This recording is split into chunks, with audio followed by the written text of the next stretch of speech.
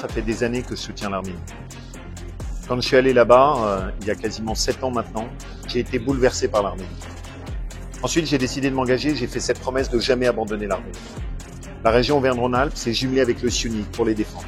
Je suis allé au corridor de Latchine au moment où la mâchoire de fer de l'Azerbaïdjan se refermait sur Artsakh. On a porté ce combat autour de l'université franco-arménienne pour organiser sa rénovation.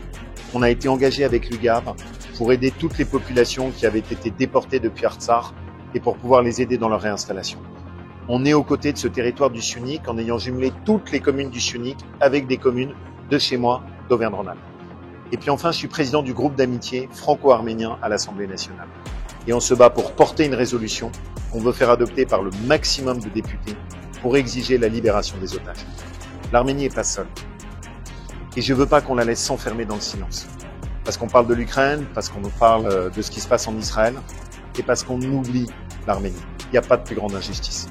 Vous n'êtes pas seul. Il y a aussi des gens qui sont là pour aider l'Arménie à se faire entendre et à ne pas être oublié. Le combat pour l'Arménie, pour la cause arménienne, c'est un combat qui est toujours d'actualité. Combat pour la sécurité de l'Arménie, bien sûr, et l'Europe a son rôle à jouer là-dedans. Un combat pour toutes les familles réfugiées d'Artsakh qui vivent un moment très difficile parce qu'elles vivent encore aujourd'hui dans l'incertitude de savoir si elles pourront un jour retrouver leur maison, leur village, leur ville. Ces familles, nous avons le devoir de leur offrir une espérance et de travailler à un scénario crédible pour leur retour en Artsakh. Nous ne voulons pas abandonner cet espoir et nous ne le lâcherons jamais. Et je pense en particulier à tous ceux qui aujourd'hui, à Bakou, sont en train de subir ces faux procès, cette instrumentalisation de la justice dans une visée purement politique qui est en fait l'un des symptômes supplémentaires du terrorisme d'État auquel se livre le régime de M. Aliyev. Je pense en particulier à Rouben Vartanian, à toute sa famille. J'imagine leur inquiétude, leur immense angoisse. Il a entamé une grève de la faim. Aujourd'hui, sa vie est menacée. Et là encore, la France, l'Europe ont leur rôle à jouer pour que la sécurité, la liberté soient rendues à tous ces prisonniers.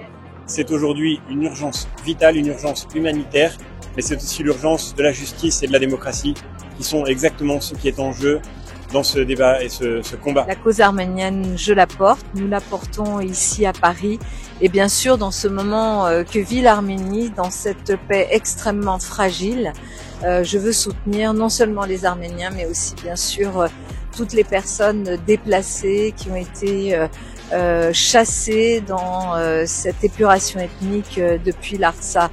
Je veux soutenir les otages, les prisonniers politiques qui subissent des conditions de détention inacceptables et qui subissent aussi un pseudo-procès accusés de terrorisme, accusés alors qu'ils ne faisaient que défendre leur pays.